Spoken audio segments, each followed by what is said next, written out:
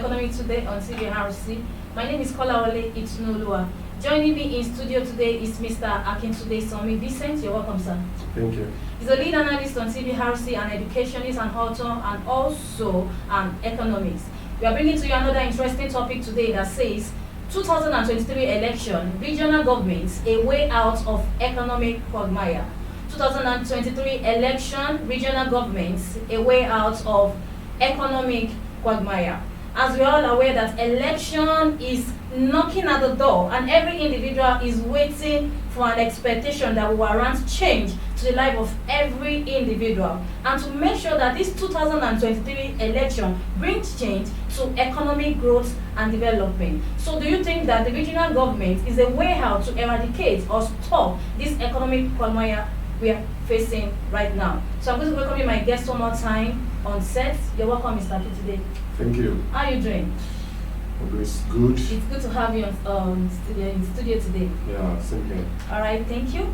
Now, Mr. Aki, today the topic for today says 2023 election, regional governments, a way out of economic quagmire. So the first question I'm going to be asking you is, amid so much uncertainty within our geographical space, what would whosoever take over from President Buhari inherit? Do you understand the question? Of course I do. Okay. Quite all right. All right. You know.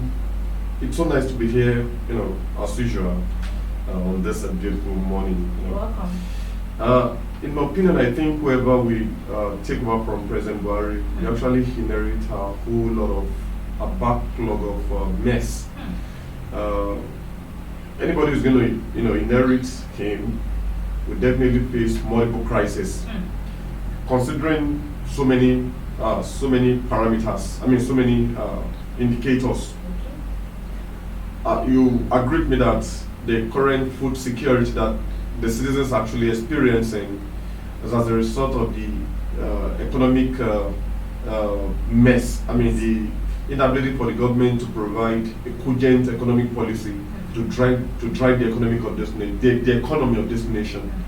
That aside, we have a whole lot of insecurity ravaging the land, ranging from banditry. Kidnapping is becoming a very lucrative business in Nigeria, where on a daily basis criminals keep kidnapping people, and ransom are being paid to these criminal elements. And again, considering the context, the rate at which our political system has been so infiltrated, with virtually most of the budget being spent on capital expenditure, and even the high maintenance of our political system, because virtually all those who are the heads of affairs are the one virtually copying the major amount of money that is supposed to try to take this country to the promised land. Insecurity is the order of the day. Food security is also not left behind. Economic mess here and there. High rate of inflation also is another factor. You agree with me that virtually on a daily basis things goods and services keep increasing, and the ultimate that is supposed to be a blessing that is actually becoming a curse now is a high unemployment rate. And virtually year in, year out, our schools keep graduating students, and the expectation of those students is that they are going to get a white collar job. Everybody wants to work. They want to put on this kind of. They want to put on suits, and they want to sit on the table. And this part of the problem of the country, when the government refuses to sensitize their citizens that there are other ways in which energy could be channeled, except from this kind of this attitude that we've inherited from the colonial master. This British curriculum of wanting to put on the suits, to put on the white, to get a white collar job, to sit in the offices. This is still very much colonial backlash that we are still experiencing in this country. So anybody who's going to inherit this government will definitely face a multiple crisis, considering all the aforementioned. All right, thank you. So, Mr. Kizule, so what should we do differently? I think, in my opinion, what we should do differently, it's number one, to operate a true fiscal federalism. Not an ingenuine or an hypocritic a genuine fiscal federalism, where the central will be weak. I mean, apart from, we have so many factors that that culminate into this federalism. So many factors.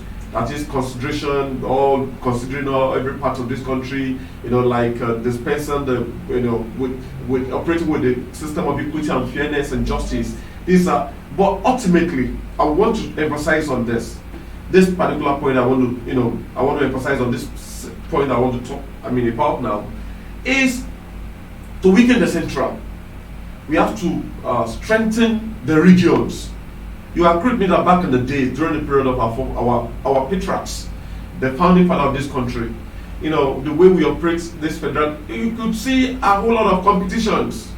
In the south, in the west, you could see the way we handled our region. The regions were handled. Not just south, the west alone, even the north, the east. People were so serious, and the west, people, it was a kind of microcosm. It was a kind of a microscopic, we are talking about the regions now. Sure. Those regional heads, they are in charge of their region, and they act accordingly. All they needed to do was to just drop some amount of stipends to the central, while the chunks of the money is used to develop the regions. I think, in my opinion, that's supposed to be at the forefront of our agenda, and we have to just be sincere with ourselves. There's this popular saying that it is a stupidity when you keep doing the same thing and you think you are expecting a different result. It's just so stupid, in a stupidity of highest magnitude. So the point is, we have to weaken the central, and it's possible. It's very possible if we are going to, if this country is actually at the forefront of the agenda of any government. We've been operating this kind of federalism now, and what has changed? Nothing has changed. So we just need to face the reality. Exactly. Go and look at when we have people in the eastern blocks in charge of their environment. Come and see the way they develop their. Do you know the roads built by those regional governments? They are still very much stronger than the one being built by these current governors here. Exactly. that are here, in Mount handling the affairs of each state. So, in my opinion, I think the region should be strengthened while we weaken the central. We should just have a mere ceremonious president, and let's have a due representative. Everybody must report to there should not be any house for anybody, any senator, let there be a kind of, just a mini outlet where they could, and it should be the law that they must return back to their region after a day or two. Do you know, you would, in this same country, that you say senator, that for a whole year will not even come back to his constituency. It is in this same country you see House of Rep member that will stay in Abuja for 6-7 months. And people he is representing are there languishing in poverty, and it's not clear because there is a house built for him in Abuja. The senator, he has everything within him, within his cocoon, and he's enjoying his life to the pinnacle. Enough of, we need to just practice what we have so many other factors, but I just want to emphasize on this same one, that the central should be weakened and the region should be strengthened. Thank you so much, Mr. Akintunde. Now, in few seconds, I wanted to explain this question. That is, what are the hidden cancerworms that are often ignited? Wow, you just said the hidden cankerworm that are hitting the fabrics of. In my opinion, I think one of the hidden cankerworm is the Constitution. This Constitution was drafted. This Constitution was, those who drafted it were the military, and it was there to serve the interest of the military and the few elites. This Constitution is you see, after that we talk about the windmill, well, we refuse to talk about the wind. The wind is a system. Yes. The system is very quintessential. Like I said, Constitution. Just imagine the way, when somebody stole money in this country.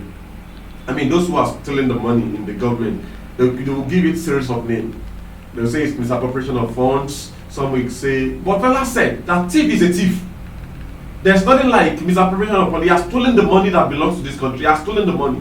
So why should he not be treated as a thief? And some of them now are given what's it called, national honor. Go and check the back of their names. Some of them, they carry this MFR, they carry the CON, they carry the some people carry GCON, the Grand Commander. You know, this enough of this. So the constitution is one. Is a cankerworm. See, you cannot build lies on multiple, on lies. You have to. Even the biblical addition that says, should the foundation be destroyed, what can righteous do? So the foundation is already a mess. Exactly. Why not build a strong foundation? Let's sit down. We have, funny enough, we have erudite law scholars. We have lawyers of years. You see, lawyers who are highly sorted out in this country. Senior advocates of Nigeria. Those who are making waves all over the world. Why not assemble them? Exactly. Let us have a new Nigeria. Exactly. Let us have a new constitution. Yes. Of course, we are going to draft some from the, but when the old, okay, look at those who have been lynched in Lagos just because they stole a cup of garri, and a small boy, just because the boy is hungry and he saw somebody cooking somewhere and he wants to take a soup from that, and that boy was so many of them, like so many scenarios like that, and those people were lynched and killed because poverty alleviation is not properly spelled. It's not, you see, that's what we call jurisprudence. It is not enough to talk about what is in the constitution. It is very germane to talk about how to interpret those things that are inside the constitution. Right. So, like I said, the system, the constitution should be well taken cognizance of. In short, let's face the reality. If it's not working, let's just trash it totally and build it. Like I just talked about poverty alleviation now. In some countries, it's a must that the government must look into the affairs of their citizens. It's even in the constitution that virtually every month, there's also a month you have to give to your citizen. It's there in our constitution because it's just serving the interest of the majority. I mean, the interest of the rich, the elites, and the military. And funny enough, right from the time in retrospect, we were ruled for 28 years, military for 28 years. It's time to send this military that have changed they changed, what's it called now? Change their uniform because they call themselves military, and they are still very much active in our political space today. We are still being ruled by the military. So we have a whole lot of we could just go on and on. So I think we have to change the system. I mean, change the constitution. And again, the institutions are very terrible. The institutions also. Look at how Nnamdi Kanu was boggled from Kenya. How many of our politicians have been boggled like that? Except for witch hunting. We know so many of them. Wow. And funny enough, was it just 2 days ago? So many people were given national honor. Go and check those names. You will still find some criminal elements within who were given national honor. I'm not saying all of them. We have some who are legitimate, who have done this country very good. But so many of them also, they are still very much, they are still part of the cankerworm who have changed the destiny of this nation for something very, for nothing. All right, thank you so much, Mr. Akin, today. Now, let's talk about zoning and federalism. Why is fiscal federalism so difficult for leaders and politicians to put in full act and display? You just talk about healing economy. If you do you understand the question? Of course I do. Now, take a look at we have how many geopolitical zones in this country? We have 6 geopolitical zones in this country. The essence of doing that is to have a due representation. Good. But so far so good. Has that been the case? The answer is no. Check. In short, even at the point in time we talk about federal character, to the extent that a commission was created to that effect, Federal Character Commission. But so far so good. Have we seen the effect of that? It's no. It has always been the politics of my people. Those I could check. Look at those at the the central. I wouldn't want to start mentioning them. Look at from the president. Look at those that are working with the president. Virtually, although we only pick one is to G, to just be a kind of But if there's going to be a true federal character, we are supposed to have a due representation. Everybody must be duly represented. So that's been the issue. We have 6 geopolitical zones, but every poor state depends on Abuja. Only enough things, in every state is blessed in this country. Every state is blessed. But because, okay, look at, there's what we call TSA. You know, every account, there's a kind of a single account for the federation. Although there are still some criminal elements who are taking money who are not remitting money into that. But even at that, virtually everything from every state now is taken to the central. And every state now depends on Abuja. Every state depends, even if criminal elements are within your environment, you still depend on one man in Abuja to give the order. I mean, so what is the point? So, and among the alien economy, virtually all our money, capital expenditure, is spent on salary. Yes. You know, I mean, it's just so terrible sometimes. And even high maintenance of our politics. Look at how much our senators are earning. Look at how much look at how much they are all earning. Look at how much the leaders. Look at how much they are all earning. High cost. It is not. It is like we're told. I don't know how true it is, because we have to talk about something that is highly substantiated. That even our president, you know, his salary is earning the salary is more than even that of Majestic, the leading economy in the world. Who does that? Recently, we were told that they had a meeting. Was it somewhere in the US, or maybe one of these UN meeting, that you got to see the kind of the convoy that follows our president to that. Just imagine the maintain. In short, as at this point, check the paper. All right. The presidential fleet has recorded. Go and look at the amount that they are being spent to maintain that presidential fleet. Where the president will park, where they will pass the jets that belong, the plane that belong to this country. Go and check how much is being spent. So much, and this economy, and people will come out to say that there's no money in the federation, there's no that, and they cannot even pay ASU. And I mean, look at doctors are traveling. As at this morning, our doctors are crying from UK that they are being used as labor. When their own country is not secure, it's not safe for them, and when you are not, you don't cherish what you have, then they are running into other countries now, and in that country they are being used as slaves. You know, it's so terrible. All right, thank you so much, Mr. Pinsude. Before we draw the curtain for today's program, I would like us to talk about the multiple security challenges in just 10 seconds. Okay. We have, like I said, the issue of kidnapping has become so lucrative. We have banditry. Virtually our roads, bandits are becoming, and we also have, I talked about kidnapping, banditry. We talk about terrorism in the northeast. I mean, in the northwest, north central. By Boko Haram, ISWAP, they are still very much looming. And when you go to the south, the south, we still have this militancy still very much operating undercover. You know, they are all still there. And we also have another security challenge is this issue of oil theft. People are cutting away the oil to another. So we have so many of them, and it is peculiar to every geopolitical zone. You could pick this issue and that issue. Okay, good. So in your own opinion, what is the way out to eradicate this economic quagmire? The way out is, like I said, to return to true fiscal federalism.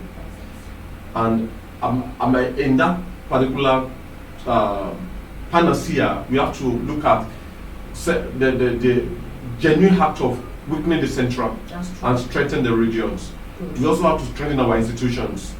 Like, we have to have a very good judiciary. There must be a judiciary reform in this country. Because I don't know if you've read this book, The Incorruptible Judge. Oh, sure. Yeah, because when your judges are not well taken care of, sure, they will definitely mess up. Go and check those they will sentence those they are not supposed to sentence. And those people, they also have their own creator. There will be a ripple effect. When you punish somebody you are not supposed to punish, and you are giving national honor to those that are supposed to punish. I mean, no, come on. There's always God. Let me use the word of that one. There is God in everything we do. So we have to also strengthen our institutions. And again, we have to trash this constitution for the greater good. I mean, trash them and build a stronger one that we be to the interest of ordinary Nigerians. All right, thank you so much, Mr. Akintunde Sombi Vincent.